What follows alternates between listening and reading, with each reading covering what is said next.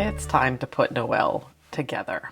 So we'll have 2 arms, a beard, a nose, and 2 little hat bobbles for the top corners.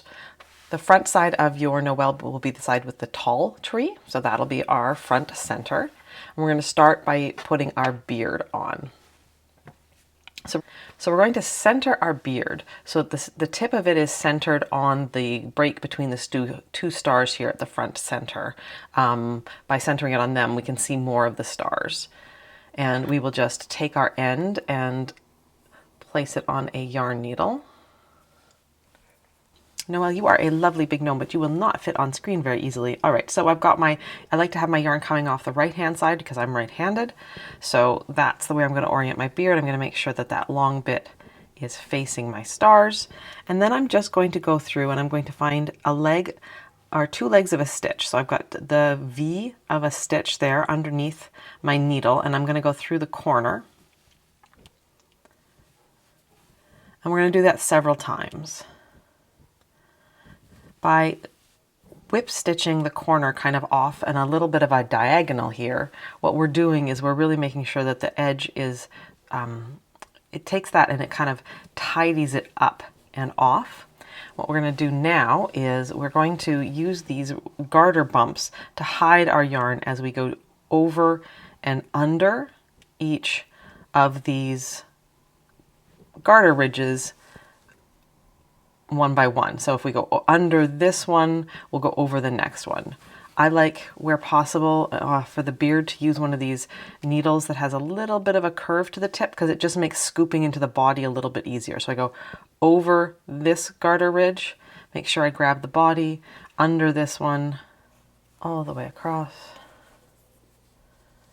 back to the corner, which we are going to treat the way we treated the other corner. So we're going to go through the corner, find the V that makes up a stitch in that first row of the body, and we'll go through there several times. I assume that Noel will be a decoration more than a toy. If this was a toy, I would be attaching this very well indeed, and possibly even going back and forth on all of my sewing in attempts. All right, let's give ourselves a little more yarn. Well, that's a lot more yarn. All right, to deal with this, I'm going to bring this end to the wrong side of my beard and just let it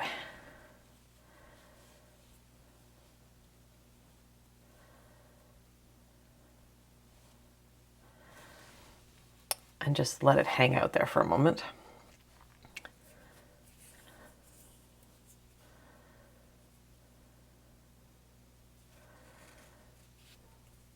Bring this end roughly through where that one came up.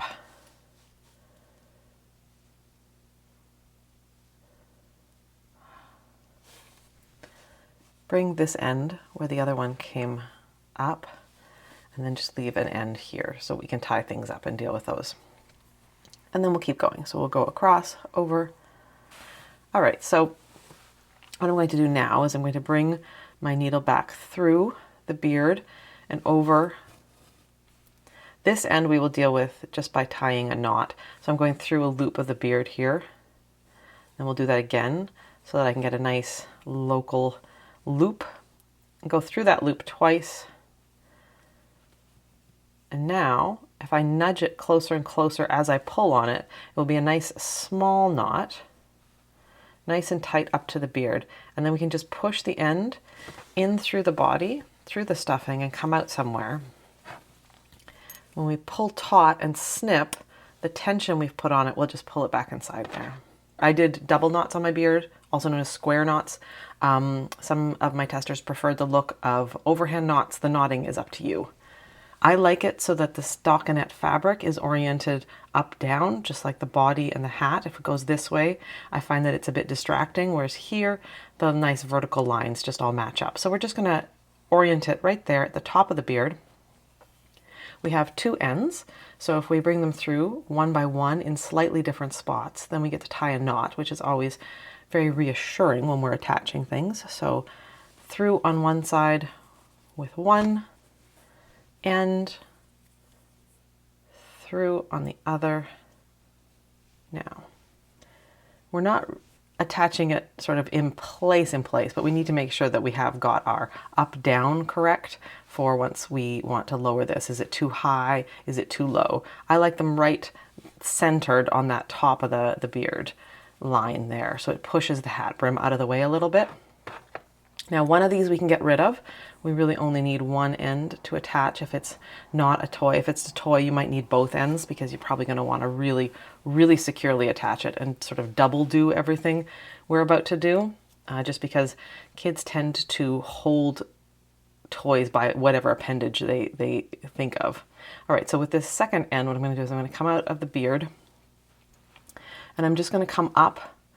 So if the ends came through the middle of the nose there, so that means the middle's attached. So what we want to do is come up and right about at 1/3, we want to grab some of the yarn from the nose, or grab a stitch from the nose, I should say,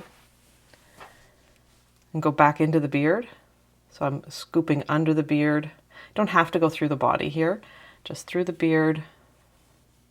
And then we're going to do that a couple times, kind of going in a little circle, chasing ourselves there. So nose, this direction, beard, that direction.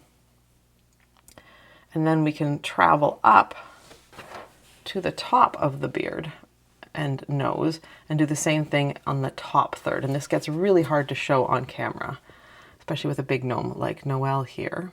So go scooping through the beard.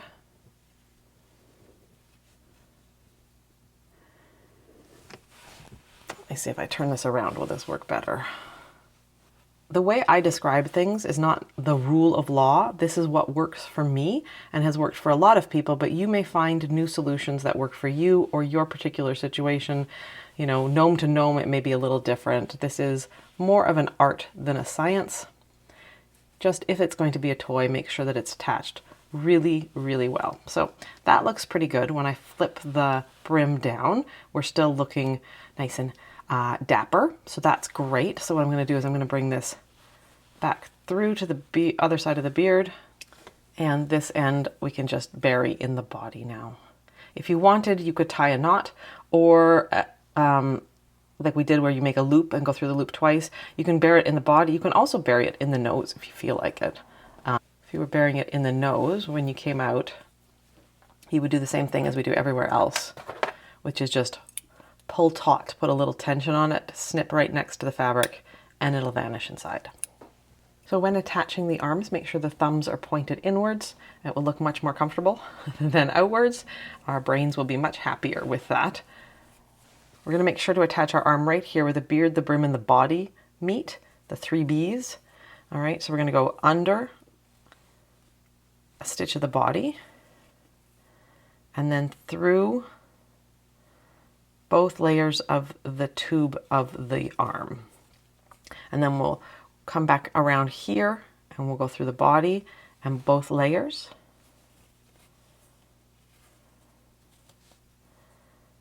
Through the body, scooping that up, piercing through both layers. If this is a toy, this is probably the #1 most important place to attach absolutely as firmly as you can, because kids will just carry this around by its arm. All right, so I've done a slight angle on my arm, but I made sure that the lowest point of it is going to be covered by the brim. If you get a little off, you can always kind of bring it up and then re-sew it and just pull it a little higher. You can also come around and just tack the brim down in a couple places if it's bugging you. A little bit of steam should also get it to play the way you want to, but in case the steaming and whatever isn't working, feel free to just tack the brim down if it's needed. All right, so tying a knot over here on this side. You may wonder why I did this way in terms of the hat shape. The one is that I haven't done a hat shape like this, and the other is that color work in the round, as the hat gets narrow and narrow, actually gets much less pleasant to do. So the last few centimeters become less and less rewarding. So by just ending it this way, I was able to stop us while we're still having lots of fun, and then we can add a little bit of a detail that we haven't had for other gnomes. So what you're going to do is you're going to take your little hat bobble bits here. You'll thread each end through the hat corner, coming from underneath for one and going the other direction for the other. I'm just going to tie a nice double knot.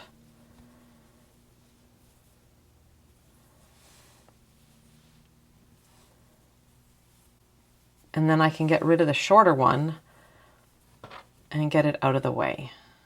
All right, so we've knotted up, and now we're gonna just go back through the hat. A little extra stuffing there. Cut that and get that out of the way. And now we can use this one in case we need to fine tune our placement. So I'm gonna go through the hat, or through the bobble, and now through the hat. And that was sort of underneath, and this time I'm going to go from above. And I just like to alternate where and how things are attached and just stop and see. What do I think? Is this going to hang up too much? Do I want it to hang down a little more? Well, if I want that, then what I'm going to do is I'm going to bring my yarn down on the hat, and then I'll just come up, or I'll come to the, rather than going through the very tip, I'll just come a little lower on the body of that ball. It might be easier to show you if I go this way. So we'll go underneath a little bit lower. So I'm not up here, I'm down here. And now if I go through the hat again, just a little bit lower than that tippy top corner, I can just lower the placement of how that's going to look and how that's going to dangle. Once you have what you like, you can tie a knot and disappear the ends. If you don't like what you have, you can restart. It's a little harder with this lovely grippy yarn to restart, but you can always restart. But don't forget too, a little bit of steam. You can always even just pin it the way you want. Just sort of pin it with something, hit it with a bit of steam and let it dry, and it will often completely change what it's doing. With these bigger gnomes, as we stuff them, we often move the stuffing around and it becomes a little awkward or a little misshapen. So don't hesitate to just kind of like roll things back into place. Make sure you like the way the body is placed and the way the stuffing is. It often just gets a little out of alignment as we're working these pieces on. So whether your first Gnoel is also your first gnome, I hope you've had a good time making him and enjoy yourself and the cuteness he brings to your house.